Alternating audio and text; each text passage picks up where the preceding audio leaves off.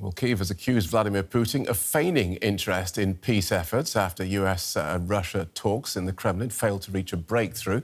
U.S. envoy Steve Witkoff and President Trump's son-in-law, Jared Kushner, presented a revised version of a 28-point peace plan that had been criticised for favouring Moscow. Ukraine requested the revisions and tentatively backed the new draft.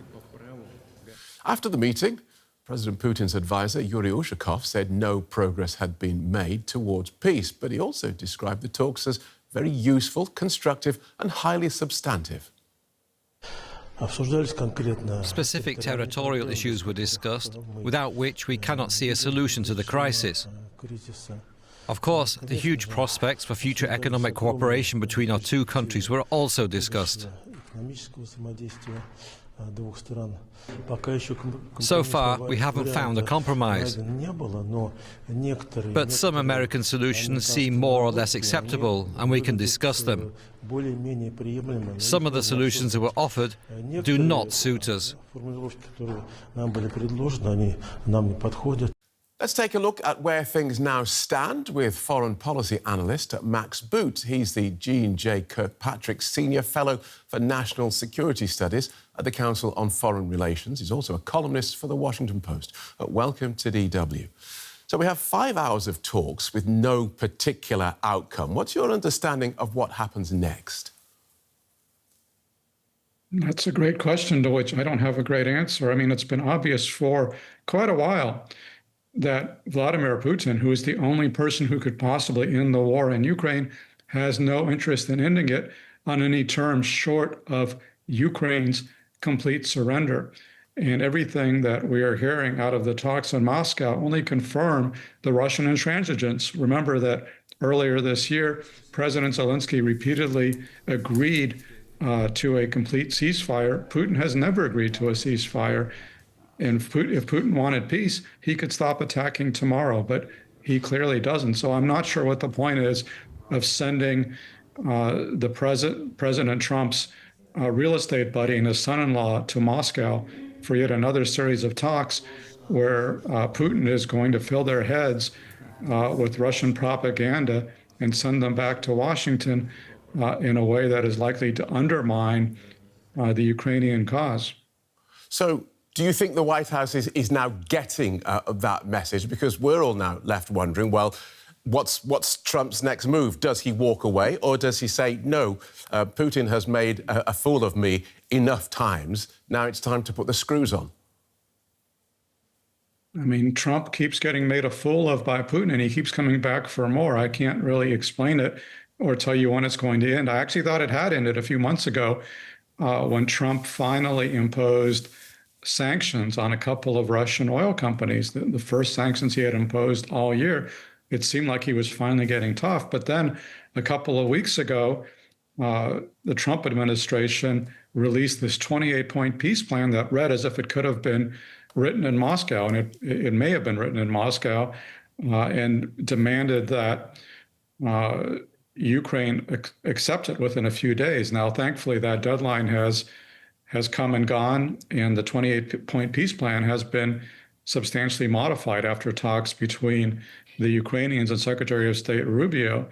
But I'm not sure what any of that achieved, because basically what we have right now is we have negotiations between the United States and Ukraine. That's not going to end the war. The only way to end the war is to negotiate with Russia, and Putin has made clear he's not interested in serious peace talks. So therefore, the only way to convince him to change his mind is to continue increasing the pressure on Russia. But every trip that Trump's envoys make to Moscow decreases the pressure and allows Putin to keep manipulating Trump. Almost as an aside, we heard President Putin's foreign policy advisor, Yuri Ushakov, say that discussions between the US and Russian delegations also covered what he called the huge prospects for future economic cooperation between our two countries. Now, that's all the conspiracy theorist in me needs to wonder. Could it be that US and indeed Trump business interests are the real goal of these talks? So it doesn't matter that the peace talks go nowhere? That seems very likely. In fact, there was a fascinating report in the Wall Street Journal a few days ago about all the business deals that various Trump associates are pursuing with Russia. Clearly, I mean, the reason why Putin's primary interlocutor with the Americans is Kirill Dmitriev, who is not the foreign minister of Russia. He is the head of the Russian Sovereign Wealth Fund.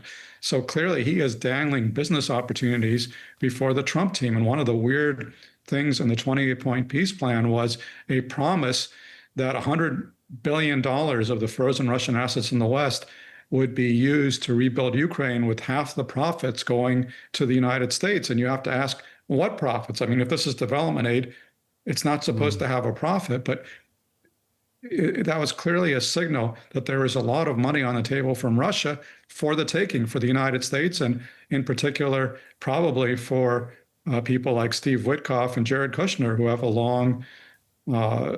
long record of doing business deals abroad. I'd just like to play you a clip of Vladimir Putin speaking just ahead of yesterday's meeting, and then we'll come back to you. Even when they try to supposedly introduce some changes to Trump's proposal, we see clearly what they're doing. All these changes are aimed at only one thing: to completely block the entire peace process by putting forward demands that are absolutely unacceptable to Russia.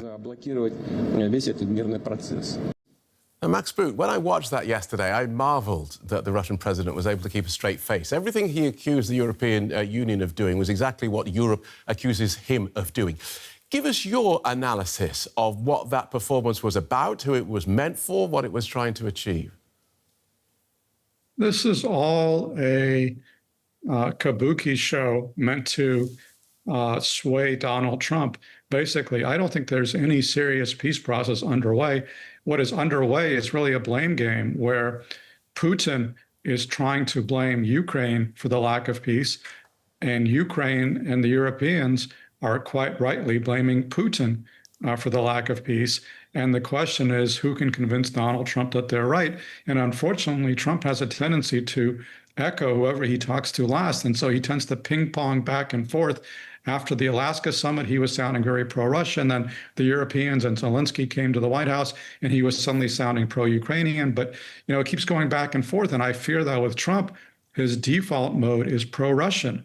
That Steve Witkoff in particular seems to be a very credulous envoy who basically believes a lot of what Putin tells him, even though any experienced negotiator would know that everything that Putin is saying is a lie. Russia, the Russian narrative in this pretty much frozen war is that it has the upper hand on the battlefield. It says Ukraine and its European allies need to take that into account. Does the Kremlin have a point? No. Since the war began in 2022, Russian forces have hardly advanced since the early days of the war, and they've suffered roughly 1 million casualties, killed and wounded. They are not making any real progress. They are inching along at horrific cost. And one of the demands that Putin is making in the negotiations is he wants the Ukrainians to hand over the rest of Donetsk province to the Russians, even though the Russians have not been able to conquer it over the course of more than 10 years, ever since the initial Russian invasion in 2014. And according to estimates from British intelligence, it would probably, at the current rate of advance, it would probably take the Russians another 3 or 4 years to conquer the rest of Donetsk, because the Ukrainians have a very strong belt of fortresses which are protecting the rest of the country from the Russian attack. So Putin is basically is bluffing. He's trying to achieve at the negotiating table what his troops cannot achieve on the battlefield. Good talking to you. Thank you so much for joining us, Max. Max Boot from the Council on Foreign Relations. Let's explore where we are then with Alexandra Chinchilla, who's Assistant Professor in the Department of International Affairs at Texas A&M's Bush School of Government and Public Service. She's an expert on Russia, Ukraine and NATO and joins us from Houston, Texas. Welcome to DW. So no movement from yesterday's Moscow talks beyond Russia saying it dislikes a lot of things, saw a few things worth thinking about, though. Why would anyone who has studied Putin's approach to negotiation expect any other outcome? Well, I think one of the things that people are hoping for out of this peace talks is that Russia's presented this image of itself as doing very well on the battlefield. But if you look at what's actually happening, that's essentially a propaganda point. If you compare the map from 2025 to the map in 2023, it's essentially the same picture. So every day that Russia keeps this war going is very real cost to Russia. Russia is hoping that what it can do is come to the table right now and get a deal that favors it. I think if the West can hold firm and push towards a deal that actually is more aligned with sustainable peace for Ukraine, and show Russia that it can outlast Russia's weak performance on the battlefield, I think that could be enough to potentially push Russia towards an agreement. OK, but I'm still wondering, why bother? Why bother with these meetings when you know what the Russian response is going to be? If what we are looking for is what you said, just outlasting Russia, well, why not meet and just outlast Russia? What do these meetings achieve? I think the very fact that Russia is holding them is a recognition of this potential weakness and this opportunity to press Russia.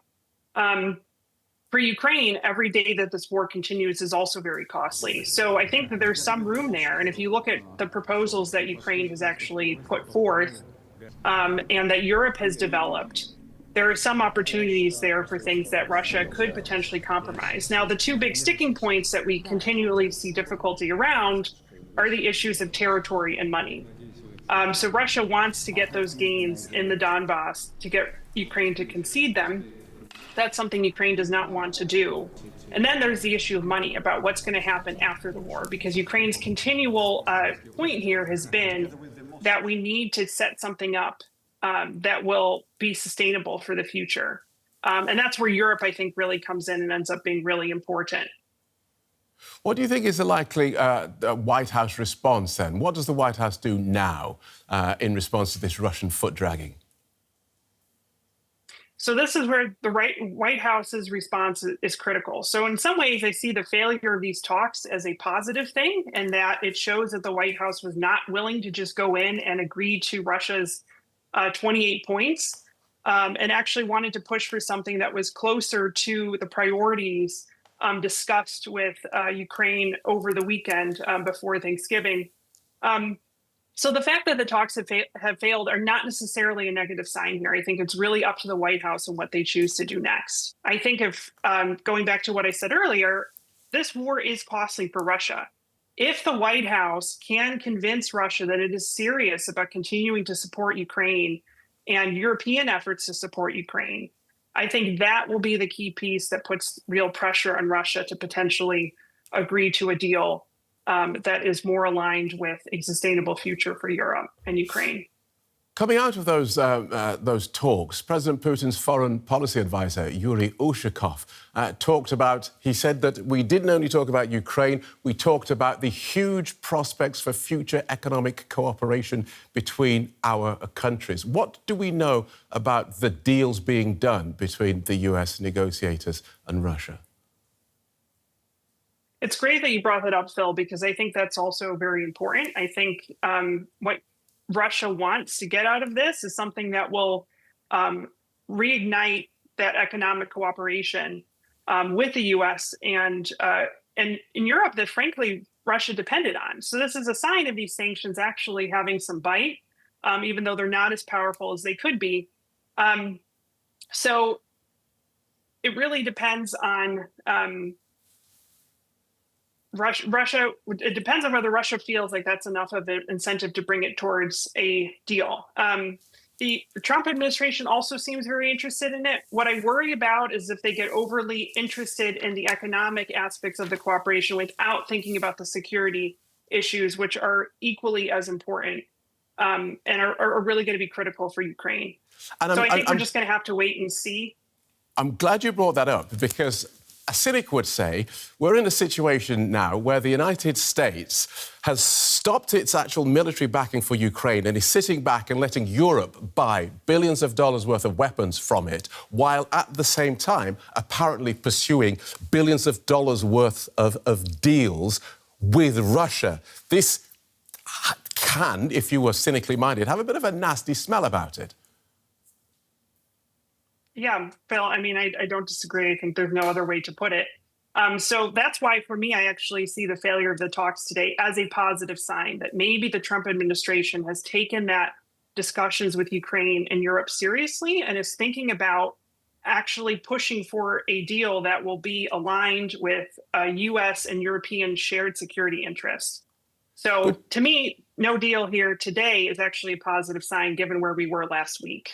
So we're just going to have to wait and see. We don't have a lot of details.